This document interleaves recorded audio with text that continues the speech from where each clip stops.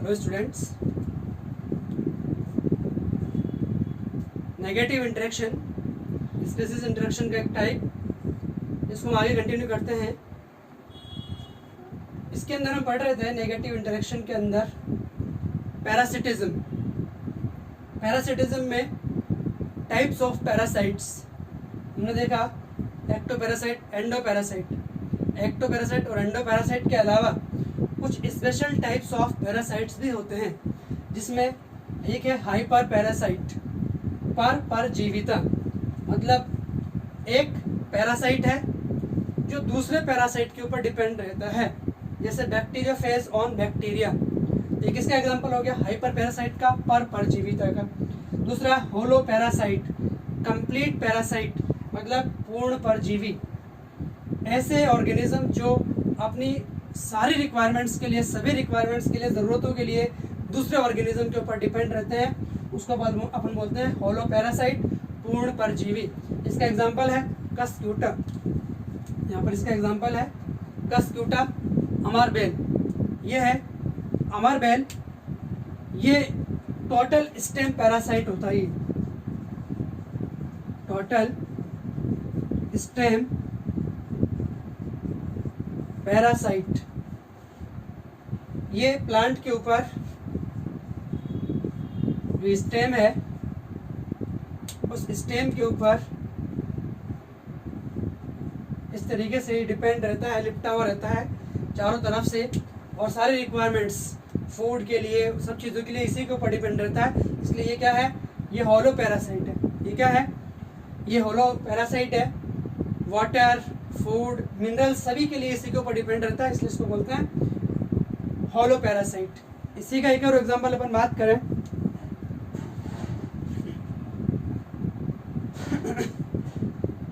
दूसरा है यहाँ पर example रैफ्लेशिया।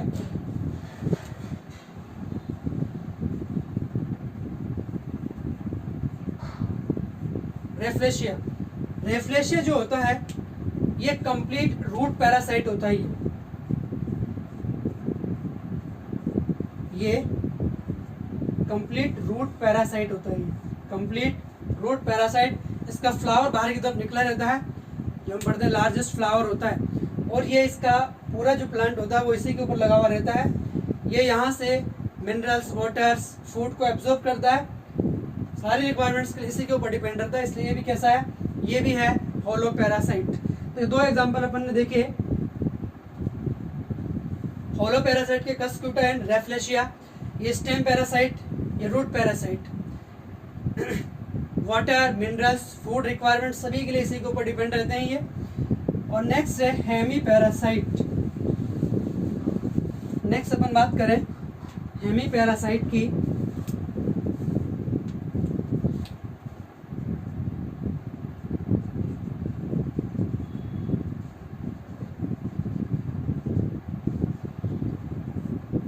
Hemy parasite, hemi means half, मतलब आंशिक परजीवी। कैसे है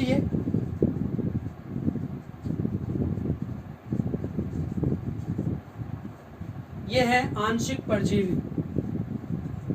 मतलब सामने वाले और जो भी होस्ट है उस ऑर्गेनिज्म के ऊपर पूरी तरीके से डिपेंड नहीं रहते हैं, उसके ऊपर पूरी तरीके से डिपेंड नहीं होते हैं अपने रिक्वायरमेंट्स के लिए, वो कहलाते हैं आंशिक परजीवी या हेमी पैरासाइट। इसको क्या बोलेंगे अपन, इसको बोलेंगे अपन हेमी पैरासाइट। जैसे इसका एग्जांपल है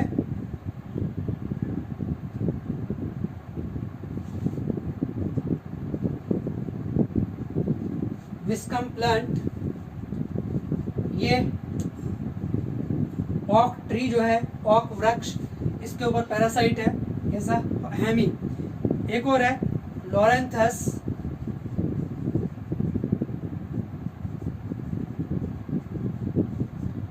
ये मैंगो ट्री के ऊपर हेमी पैरासाइट रहता है। हेमी कैसे है, ये देखो, ये अपना फूड फॉर्मेशन खुद कर लेते हैं, ये प्लांट्स अपना फूड का फॉर्मेशन खुद कर लेते हैं। बाकी ये प्लांट्स के ऊपर किसके लिए डिपेंड रहते हैं, ये प्लांट्स के ऊपर। तो यहाँ पर ये प्लांट्स पूरी तरीके से इसके ऊपर डिपेंड नहीं रहते हैं, ये प्लांट्स इन प्लांट्स के ऊपर मिनरल्स वाटर के लिए डिपेंड रहता है, मतलब इन प्लांट्स से ये वाटर लेते हैं, मिनरल्स लेते हैं, बाकी अपना फूड का फॉर्मेशन ये खुद कर लेते हैं, इसलिए कैसे है हेमी पैरासाइट, पार्शियल अंतः परजीवी। फिर इसके बाद में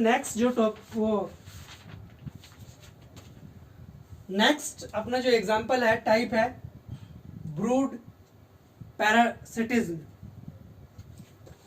जो भी अपन ने देखा था कुकू यानी कॉयल और क्रो में,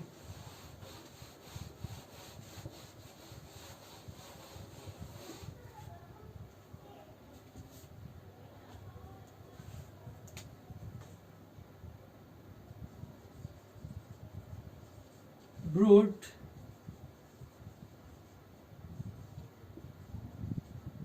पैरासिटिज्म,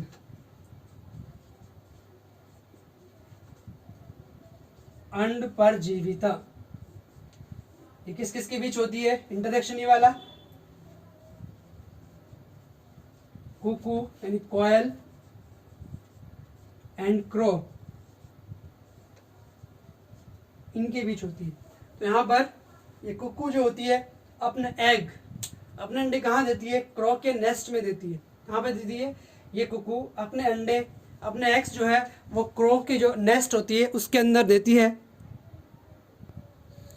तो यहाँ पर ये कॉयल कुकू अपने एग क्रो के नेस्ट में देती है।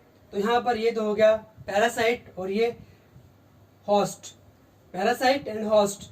तो इसको हम बोल सकते हैं एक सोशल पैरासिटिज्म। क्या बोल सकते हैं इसको अपन, सोशल पैरासिटिज्म बोल सकते हैं। इन दोनों का जो इंटरेक्शन है वो सोशल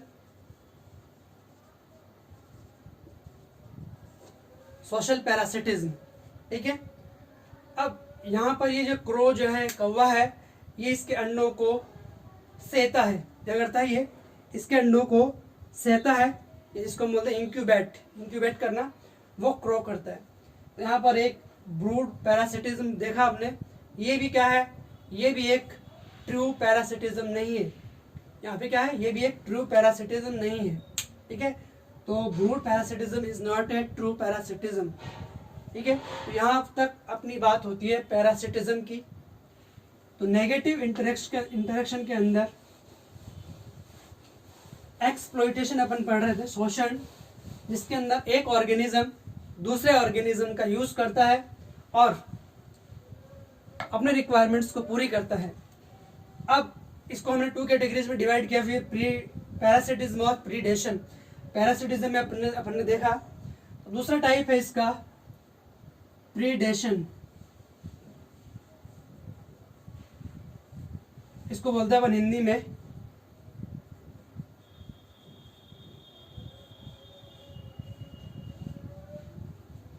परभक्षिता।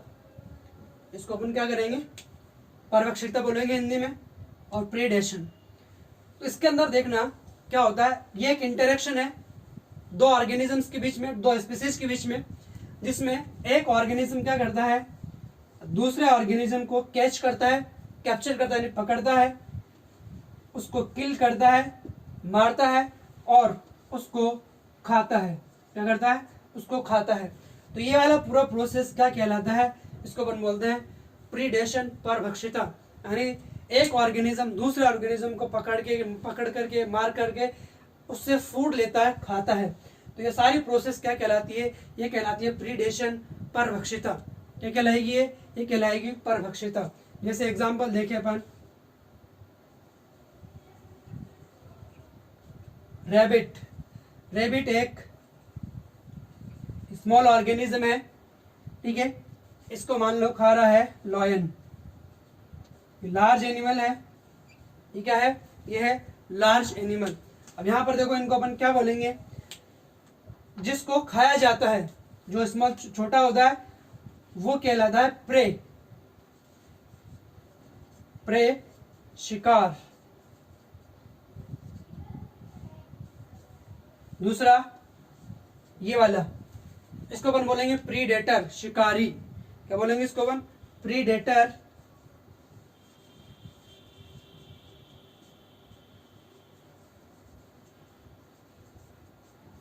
जो इसको मार के खा रहा है वो क्या है, प्रीडेटर है, शिकारी है।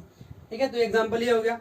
अब देखो जब भी प्रीडेशन की या शिकार की बात आती है तो हमारे दिमाग में ऑटोमेटिकली माइंड में एक फोटो आ जाती है या वीडियो चलने लग जाता है कि हिरन भाग रहा है, डियर भाग रहा है, उसके पीछे टाइगर भाग रहा है। तो प्रीडेशन या परभक्षिता का एग्जाम्पल यही नहीं है। यहाँ पर देखो एक काऊ जो ग्रास खा रही है, घास खा रही है, तो ग्रास भी क्या है, लिविंग ऑर्गेनिज्म है। ग्रास भी क्या है, एक लिविंग ऑर्गेनिज्म है। क्या है, लिविंग ऑर्गेनिज्म है। तो यहाँ पर ये काव एक ऑर्गेनिज्म दूसरे ऑर्गेनिज्म को खा रही है, तो यहाँ पर ये भी क्या हो गया, प्रीडेशन का एग्जाम्पल हो गया। यहाँ पे ये भी क्या हो गया, ये भी एक प्रीडेशन का एग्जाम्पल हो गया। ठीक है, ऐसे ही सीड, ऐसे क्या होते हैं, सीड्स, ये क्या है, सीड्स, ये भी क्या है, लिविंग। तो अगर इनको कोई बर्ड्स खाते हैं तो इनको क्या खा रहे हैं, बर्ड्स, क्या, बर्ड्स, स्पैरो है, मान लो कोई भी बर्ड्स है, वो इनको खा रहे हैं, तो ये भी क्या है, ये भी प्रीडेशन का एग्जाम्पल है। ये भी किसका एग्जाम्पल है, ये भी प्रीडेशन का एक एग्जाम्पल है। ठीक है, तो यहाँ पर हमने देखा कुछ एग्जाम्पल्स है प्रीडेशन के। एक क्वेश्चन है जो अभी हमने पढ़ा था, स्पेशल टाइप ऑफ पैरासिटिज्म, उसके अंदर एक क्वेश्चन था, उससे रिलेटेड एक क्वेश्चन है, कस्क्यूटा एन एग्जाम्पल ऑफ,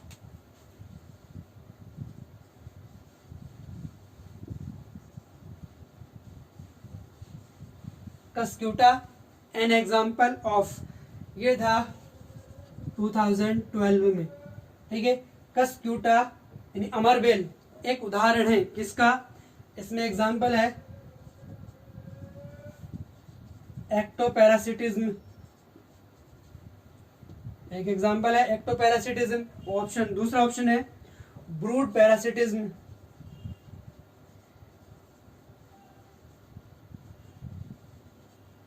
तीसरा ऑप्शन है प्रीडेशन,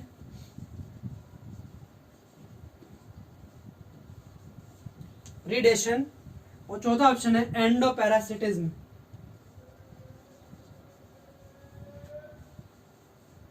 एंडोपैरासिटिज्म, यहां पर बताइए कौन सा आएगा इसके अंदर। कस्क्यूटा एग्जाम्पल है किसका, ectoparasitism, brood parasitism, predation और एंडोपैरासिटिज्म। एक्टोपैरासिटिज्म, जब पैरासाइट दूसरे लिविंग ऑर्गेनिज्म यानी होस्ट के ऊपर, होस्ट की बॉडी के ऊपर रहता है। ब्रूड पैरासिटिज्म अभी हमने देखा, अंड परजीविता, एग लेइंग वाला मैटर है ये। दूसरा प्रीडेशन, शिकार अपन पढ़ रहे हैं, परभक्षिता। दूसरा एंडोपैरासिटिज्म, ऑर्गेनिज्म की बॉडी के अंदर। तो कस्क्यूटा अमरबेल कहाँ पाई जाती है, बॉडी के बाहर, तो एक्टोपैरासिटिज्म इसका हमारा ऑप्शन हो जाएगा, एक्टोपैरासिटिज्म। ठीक है, और दूसरा क्या है, ये है होलोपैरासाइट। क्या है ये, होलोपैरासाइट, पूर्ण परजीवी। ठीक है, अब यहां पर हम अपन पढ़ रहे हैं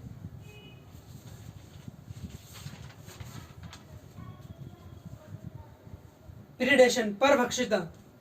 अब इसके एग्जांपल्स देखिए अपन ने, तो इसके कुछ सिग्निफिकेंसेस हैं, यूजेस, कि ये एनवायरनमेंट के अंदर, इकोलॉजी के अंदर क्या इसके यूजेस हैं, क्या इसके सिग्निफिकेंस है।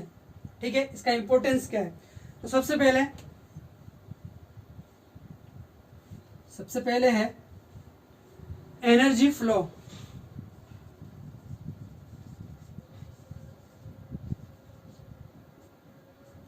Energy flow,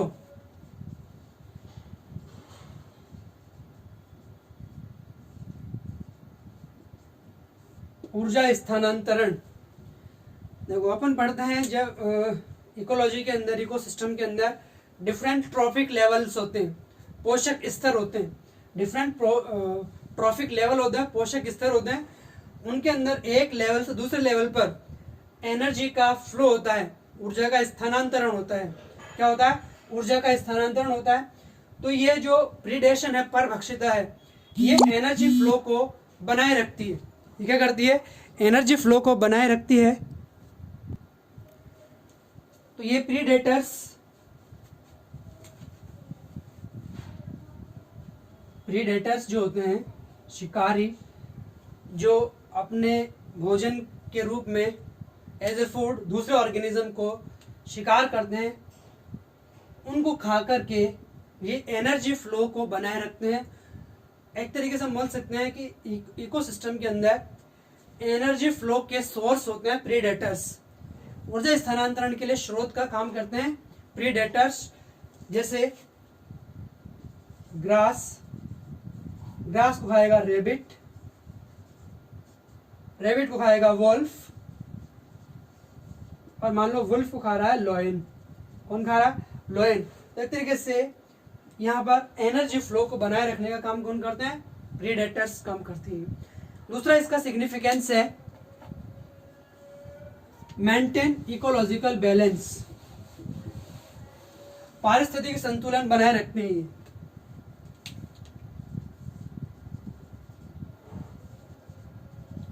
maintain ecological balance,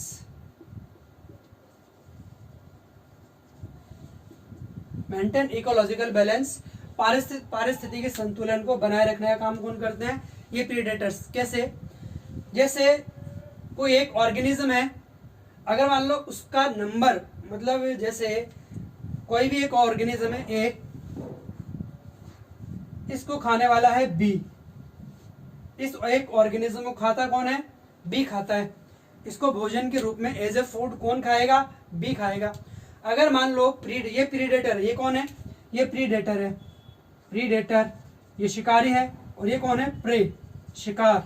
ठीक, अगर मान लो हम यहाँ से इस एनवायरनमेंट में से इसको हटा दें, अगर मान लो प्रीडेटर नहीं है, तो इसका नंबर बढ़ जाएगा। क्या हो जाएगा? एक ही ऑर्गेनिज्म का नंबर बहुत सारा हो जाएगा। क्या हो जाएगा? बहुत सारा हो जाएगा। और एक एनवायरनमेंट के अंदर, इकोसिस्टम के अंदर अगर बहुत सारे एक ही स्पीसीज के मेंबर बढ़ जाएंगे, तो इकोसिस्टम का जो बैलेंस है, पारिस्थितिकी का जो संतुलन है, वो इम्बैलेंस हो जाएगा, वो बिगड़ जाएगा। ठीक है, तो इकोलॉजिकल बैलेंस को बनाए रखने के लिए, मेंटेन करने के लिए कौन काम करता है?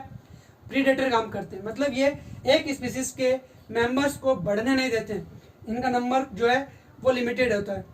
वो क्या होता है? लिमिटेड होता है, बढ़ने नहीं देते हैं। कौन? प्रीडेटर। तो इस तरीके से ये इकोलॉजिकल बैलेंस को बनाए मेंटेन करने का काम कौन करता है? प्रीडेटर। जिस इसका एग्जांपल है ऑस्ट्रेलिया में 1920 में,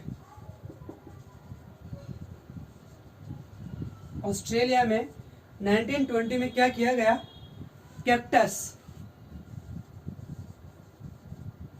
कैक्टस को लगाया गया, और कैक्टस को लगाने के बाद क्या हुआ कि इस कैक्टस ने अपने आप को एक बहुत लार्ज एरिया के अंदर फैला लिया। क्या किया? इस कैक्टस ने अपने आप को एक बहुत लार्ज एरिया, लाखों जो मिलियन हेक्टेयर्स ऑफ एरिया, ठीक है, लाखों हेक्टेयर एरिया के अंदर अपने आप को इसने फैला लिया। क्यों? क्योंकि वहां पर क्या था? कोई इसका नेचुरल प्रीडेटर नहीं था। क्या? कोई नेचुरल प्रीडेटर, मतलब प्राकृतिक शिकारी जो इसको नष्ट कर सके, ऐसा ऑर्गेनिज्म नहीं था। जिसकी वजह से क्या हो गया? इसका स्पीसीज, मतलब इस ऑर्गेनिज्म का नंबर बहुत सारा बढ़ गया। क्या हो गया? इसने अपने आप को बहुत लंबे एरिया में फैला लिया। एक तरीके से क्या हो गया? ये घातक हो गया दूसरे स्पीसीज के लिए। तो इसके लिए क्या किया गया? वहां पर इसका नेचुरल किलर है, नेचुरल प्रीडेटर, मॉथ। एक मॉथ है यहाँ पर, ये मॉथ इंसेक्ट है, इसको यहाँ पर छोड़ा गया। तो ये मॉथ इंसेक्ट, शलभ बोलते हैं इसको हिंदी में अपन, शलभ, पतंगा टाइप का मॉथ। ये कैक्टस फीडिंग है। ये क्या है? Cactus feeding. ये है कैक्टस फीडिंग, मतलब एज ए फूड किसको खाता है? ये कैक्टस को खाता है। तो इसकी वजह से जब इस एरिया के अंदर इसको छोड़ा गया, इनको छोड़ा गया, तब जाकर इन कैक्टस की जो स्पीसीज है वो कंट्रोल में हुई। तो एक तरीके से जो प्रीडेटर हैं, परभक्षी हैं, वो क्या करते हैं? इकोलॉजिकल बैलेंस को बनाए रखते हैं। नेक्स्ट सिग्निफिकेंस है, ये प्रीडेटर्स स्पीसीज डाइवर्सिटी को भी मेंटेन करके रखते हैं। स्पीसीज डाइवर्सिटी को भी मेंटेन करके रखते हैं।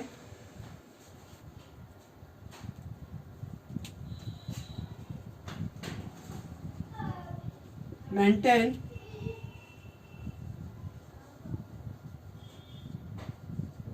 Species diversity. जैसे एग्जाम्पल ले अपन, ग्रास, ग्रास को खा रहा है रैबिट, और ग्रास को ही खाता है कौन, डियर, और इन दोनों को कौन खा रहा है, इन दोनों को खा रहा है लोयन। ठीक है, तो यहाँ पर ये लोयन क्या करता है, इनके अंदर कंपटीशन को डिक्रीज करता है। क्या करता है, इनके अंदर कंपटीशन को कम कर देता है, रिड्यूस कर देता है। जो स्पीशीज है, इन स्पीशीज के अंदर कंपटीशन को रिड्यूस कर देता है। कैसे, जैसे लोयन है, लोयन खा रहा है रेबिट को, क्या किसको खा रहा है, रेबिट को। जैसे मान लो रेबिट का नंबर बहुत ज़्यादा है, अब एक तरीके से रेबिट को खा गया तो रेबिट का नंबर कम हो गया, मतलब इसके अंदर अब कंपटीशन भी कम हो गया। क्या हो गया, कंपटीशन भी कम हो गया। डियर को खा रहा है तो डियर की जो स्पीशीज है उसके अंदर भी क्या हो जाता है, कंपटीशन कम हो जाएगा। अब यहाँ पर जो कंपटीशन है वो अलग अलग हो सकते हैं, इंटर स्पेसिफिक या इंटरा स्पेसिफिक। तो दोनों को रिड्यूस कर देता है या कम कर देता है, क्योंकि यहाँ पर जो इनका नंबर है, प्रेज का, शिकार का नंबर है, वो भी कम हो रहा है। तो इनकी नंबर कम होने से इनके अंदर, खुद के अंदर भी क्या हो जाता है, कंपटीशन कम हो जाता है। अब हमारे मन में यह आना चाहिए कि लोयन या जो भी प्रीडेटर है वो इनको कम कर रहा है, ये खुद ही नंबर को कम कर रहा है, तो इनका नंबर धीरे धीरे अपने आप कम हो जाएगा। ये जो है ये मतलब ओवर ईटिंग नहीं करते हैं, ये बहुत ज़्यादा नहीं खाते हैं। इनको भी पता है कि अगर मैं इन सबको एक साथ खा जाऊँगा या सबको एक साथ मार दूंगा तो हमारे लिए फूड खत्म हो जाएगा। तो ये क्या करते हैं, ओवर ईटिंग नहीं करते, ये भी लिमिटेड खाते हैं ये। ठीक है, तो यहाँ पर एक तरीके से इनका जो स्पीसीज डाइवर्सिटी है वो भी बनी रहती है प्रीडेशन की वजह से। ठीक है, तो ये कुछ सिग्निफिकेंस देखे अपन ने प्रीडेशन के और भक्षिता के। अब हम देखते हैं कि जो ये प्रे हैं, मतलब जिनका शिकार होता है, जैसे ऑर्गेनिज्म जिनको खाया जाता है, उन ऑर्गेनिज्म के अंदर डिफेंस के लिए, मतलब सुरक्षा के लिए कौन सी विधियां उत्पन्न होती हैं। ठीक है, मतलब अपने आप को बचाने के लिए कौन कौन से विधियां अपनाते हैं, कौन कौन से मेथड्स अपने अंदर डेवलप करते हैं ये ऑर्गेनिज्म। तो डिफेंस अगेंस्ट प्रीडेशन, तो इन ऑर्गेनिजम्स के अंदर बचने के लिए क्या क्या होता है, देखो, डिफेंस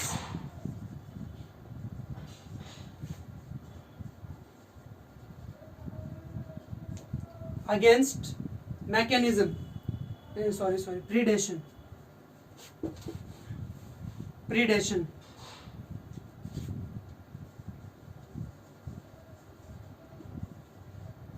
डिफेंस अगेंस्ट प्रीडेशन मतलब शिकार से बचने के लिए इनके अंदर डिफेंस, सुरक्षात्मक विधियां कौन कौन सी हैं। इसके अंदर देखो, सबसे पहले एनिमल्स में देखते हैं अपन।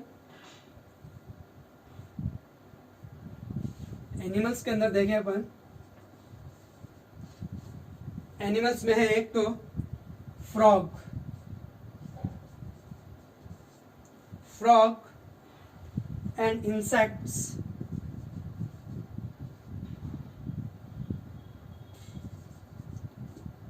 फ्रॉग एंड इंसेक्ट्स, बहुत सारे इंसेक्ट्स में क्या होता है, इनके अंदर एक गुण पाया जाता है, प्रवृत्ति पाई जाती है, कैमोफ्लेज जिसको बोलते हैं अपन। मतलब इनके अंदर इस टाइप का कलर होता है कि ये अपने आप को, जो इनका एनवायरनमेंट होता है उस एनवायरनमेंट के अंदर अपने आप को छुपा लेते हैं। अपने आप क्या कर लेते हैं, मतलब इनके बॉडी का कलर, इनकी बॉडी का कलर ऐसा होता है कि ये अपने आप को अपने आसपास के एनवायरनमेंट में छुपा लेते हैं, जिससे प्रीडेटर को इजीली दिखते नहीं है, इजीली डिटेक्ट नहीं कर पाता प्रीडेटर इनको। ठीक है, तो इसको अपन बोलते हैं कैमोफ्लेज, इसको अपन बोलते हैं कैमोफ्लेज।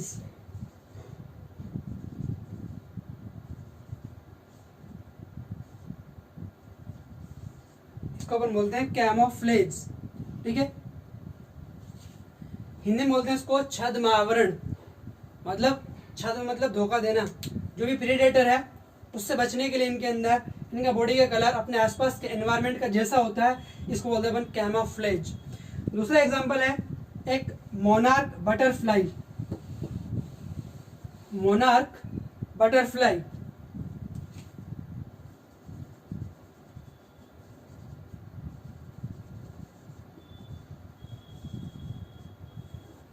मोनार्क बटरफ्लाई, ये बटरफ्लाई तितली जो है ये अपने आप को कैसे बचाती है, ये ऐसे केमिकल सब्सटेंसेस रासायनिक पदार्थों का स्राव करती है,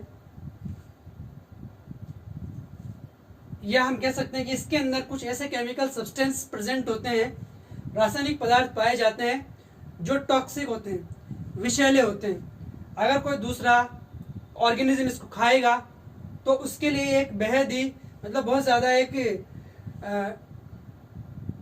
खराब स्वाद होगा। उसके लिए क्या होगा, उसके लिए एक खराब स्वाद हो जाएगा। तो दूसरा ऑर्गेनिज्म इसको खाने से बचेगा। क्या करेगा वो, दूसरा ऑर्गेनिज्म इसको नहीं खाएगा क्योंकि उसको पता है कि इसका टेस्ट खराब है, इसलिए वो इसको खाने से बचेगा। तो यहाँ पर एक और एग्जांपल है मोनार्क बटरफ्लाई का, ठीक है। और यहाँ पर जो इसका लार्वा होता है, कैटरपिलर लार्वा, वो अब इसके जो मतलब इसका टेस्ट है ऐसा वो डेवलप करता है। कैसे, जो एक मतलब क्या बोलते हैं उसको, खरपतवार, ऐसी टॉक्सिक खरपतवार खाता है, विषैली खरपतवार खाता है, जिसकी वजह से उसके अंदर इस केमिकल सब्सटेंस की प्रेजेंस होती है, ठीक है। तो इसका टेस्ट खराब हो जाता है। तो अच्छा टेस्ट नहीं होने से दूसरा ऑर्गेनिज्म इसको नहीं खाएगा, खाने से बचेगा, ठीक है। प्लांट्स में अपन देखते हैं कि ये डिफेंस मैकेनिज्म कौन कौन सी है।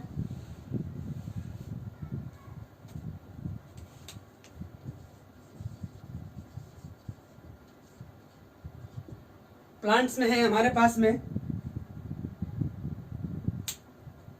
लगभग अबाउट 25%, लगभग 25% इंसेक्ट्स जो होते हैं वो पादप भक्षी होते हैं। क्या होते हैं वो होते हैं पादप भक्षी, फाइटोफेगस, मतलब पादपों को एज ए फूड खाते हैं इंसेक्ट, अबाउट 25%। तो इनमें से जैसे पादप रस, प्लांट से जो निकलने वाला जो भी उसका शेप है, रस है वो, या फिर जो उसका अदर प्लांट्स है, पादप के प्लांट के जो दूसरे भाग है, लीफ है, उनको खाएगा इंसेक्ट। तो एज ए फूड ये उनको खाते हैं, तो प्लांट्स को नुकसान पहुंचता है। क्या पहुंचता है, प्लांट्स को नुकसान पहुंचता है। इसके एग्जांपल अपन देखते हैं अकेशिया,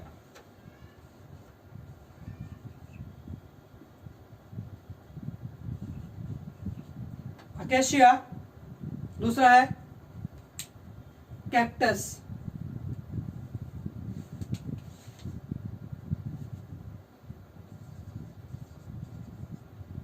देखो ये प्लांट्स हैं, क्या है ये प्लांट्स हैं।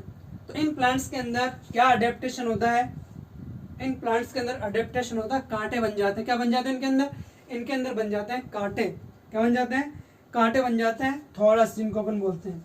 तो इनके अंदर कांटों का डेवलपमेंट हो जाता है, कांटे बन जाते हैं, जिससे इनको दूसरा ऑर्गेनिज्म खाने से बचता है, ठीक है। क्योंकि जो दूसरा ऑर्गेनिज्म इसको खाएगा तो कांटे उसे लगेंगे, चुभेंगे, जिस वजह से वो इनको नहीं खाएगा। तो अकेशिया और कैक्टस के अंदर कांटे थोरस बन जाते हैं, ठीक है। एक और है कैलोट्रोपिस,